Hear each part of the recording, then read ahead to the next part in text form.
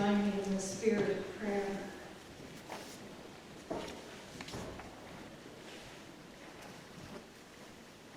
Gracious and loving God, we invite you into this moment with us.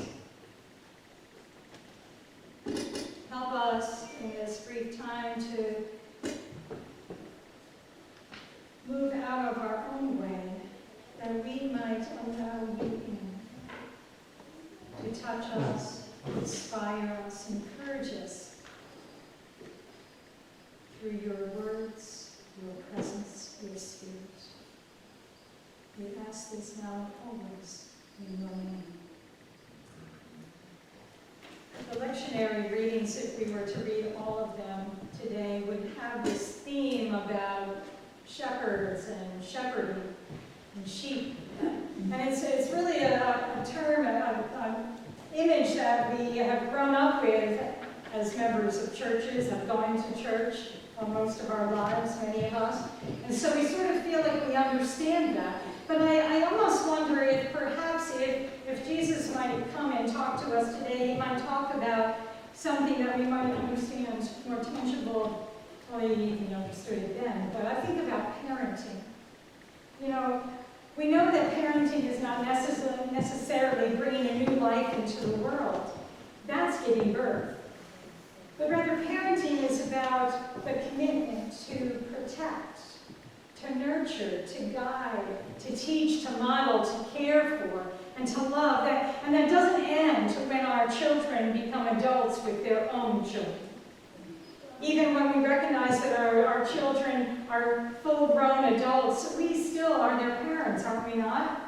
And there's times when we feel that maybe we even stub our toes because we feel we might want to say something to them about something they're doing, and we take that risk, right? I've had family this weekend, I know what that's like. But when my daughter, I was reminded as we were talking the other day, my daughter Rachel, when she had our oldest grandchild, Nora, a friend of hers expressed parenting as having your heart run around outside your body. I sort of understand that. There's a deeply emotional connection and therefore a great sensitivity around protecting from harm, protecting from hurt. That is more, I think, the analogy that I think we can understand more than the shepherd and the sheep, perhaps. And this care, though, this care and concern, this incredible love wrapped in this passage, led Jesus to encourage his disciples to take some time away. Wouldn't you like it if someone said, take some time off? Many of us retired, or then those of you who are retired, maybe you don't need that as much. But yes, we all do, really, don't we? We need time. We need time for ourselves. And so he knew, you see, that the disciples have been out there. The passage before this, they were out caring for others, out into the villages, sharing the good news of Jesus. They were sharing this good news of how they can find a sense of wholeness for their lives and peace and well-being. And they came back really tired. And they had gathered together and they were trying to process this experience that they had, these experiences, and share them with one another. But the crowds kept coming around because they came to follow them because they understood, they began to recognize this incredible love that they wanted, that this sense of healing and peace and wholeness for their lives. And so they couldn't get the rest they needed. And Jesus suggested then, come away to a deserted place, all by yourselves, and rest for a while. Rest. Time apart is what we all really need at times. That's different from the pandemic. We had enough of that apart in that way. I'm talking about a different, rather a purposeful time to be in solitude.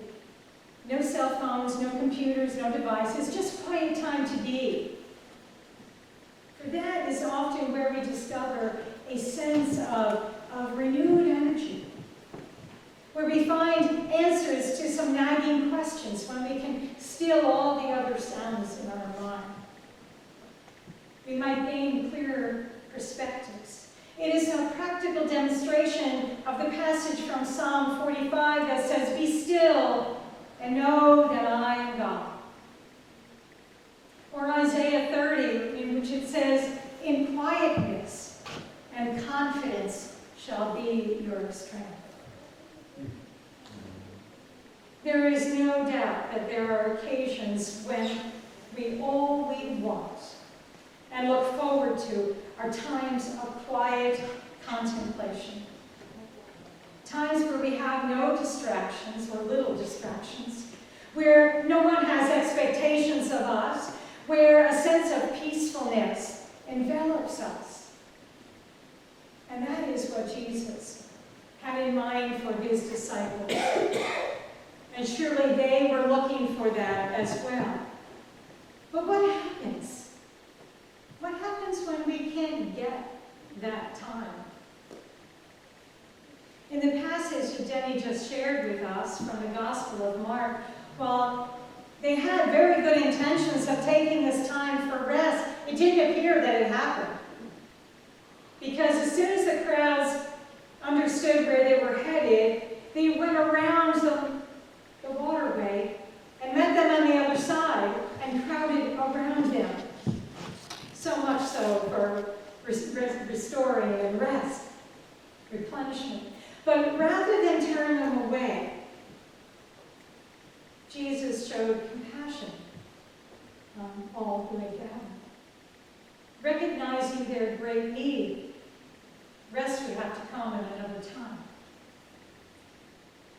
That seems more of the norm, doesn't it, in our lives? Time for oneself is vital, is of great importance, and I want to suggest otherwise. And I look forward to those quiet times. Those of you that know through all of my little reflections I've done, I often talk about those early morning hours, those morning quiet times where I can just be. But I also know it doesn't always happen the way I plan every time. And so then how do we deal with those unplanned moments? What do we do with the unexpected that affects our plans?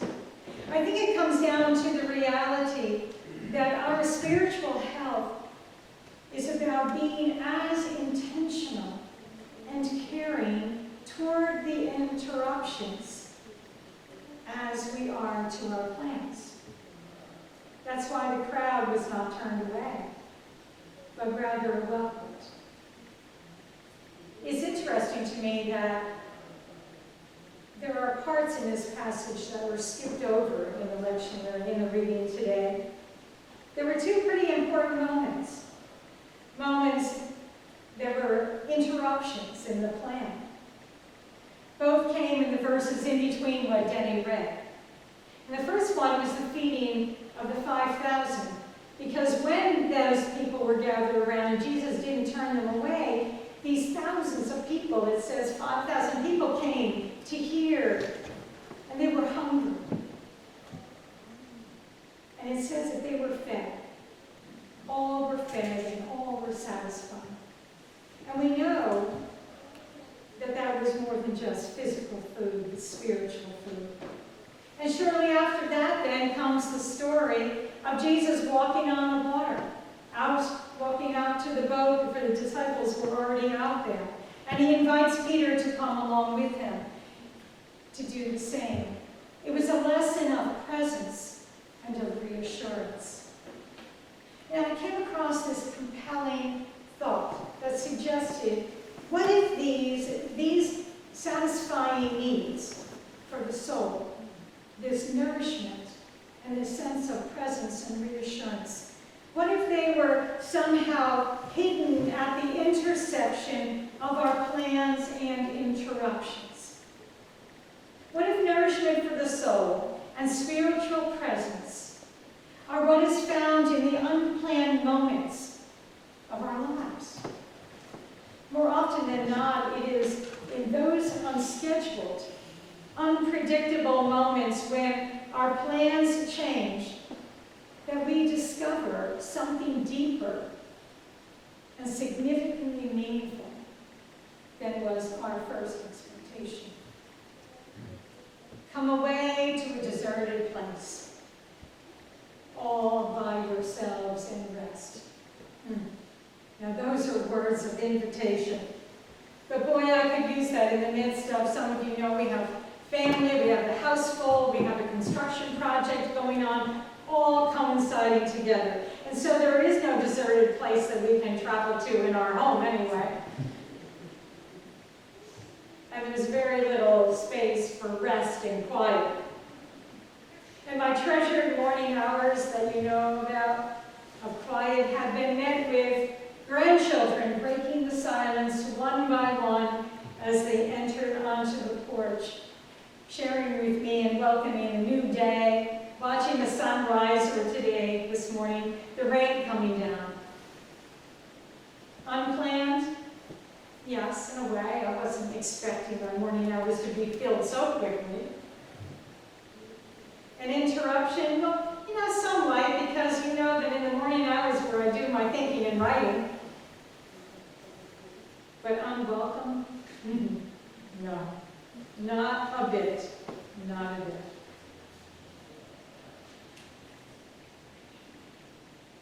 Yesterday, we got back to the fair for the second day. I don't know if any of you have been there. We had to go to some pig scrambles, and yesterday was a pie eating contest. And yes, I even was part of that. There might be some pictures floating around someday. But I tell you, before that, I watched because I decided I needed to take the time. I needed to take the time to be ready for today, to get my kitchen back in order so I could find where things were for the next meal. And so I decided to let everyone else go. And I watched them go down the driveway, all of them piled into the car. And there was a deep emptiness. And I realized that, my heart went down the driveway with them. And so any of the alone time that I wanted to get some stuff done, it didn't matter. It suddenly didn't matter anymore. And I got into my car, and I went down and joined in the fun with my family that I don't always get to see. It's sorting out the valuable times. And I'm so glad that it occurred to me to do that. There are two things that stand out for me today from our reading that help us in recognizing love. They both are about the value of an open heart and are demonstrated in Jesus' example, his example of love that didn't turn anyone away, even in the midst of interruptions and change in plans. Without a doubt, we need time to restore ourselves and strengthen our spirit. Being aware of the need to nurture our own souls is important. And that is why Jesus made the suggestion for them to go away. And when it didn't happen, that was okay. It was okay because sometimes it is in the midst, like I talked about a few minutes ago, in the midst of the interruptions is where we find the most powerful and meaning messages for our lives. Like the rain that came down this morning, perhaps altering what we thought we were going to do with this day. The unexpected moments of life offer opportunities for us to experience and to recognize the presence of love that goes beyond anything that we can imagine. Even in the challenging and very difficult interruptions of our lives. When we sit with them and open our hearts, we will find a sense of peace and incredible love.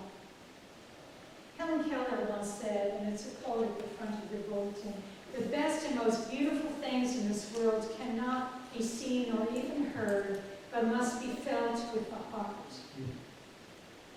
Likewise, Often the most valuable lessons come out of the disruption of our neatly planned out schedules, only to discover a richness that we had not foreseen.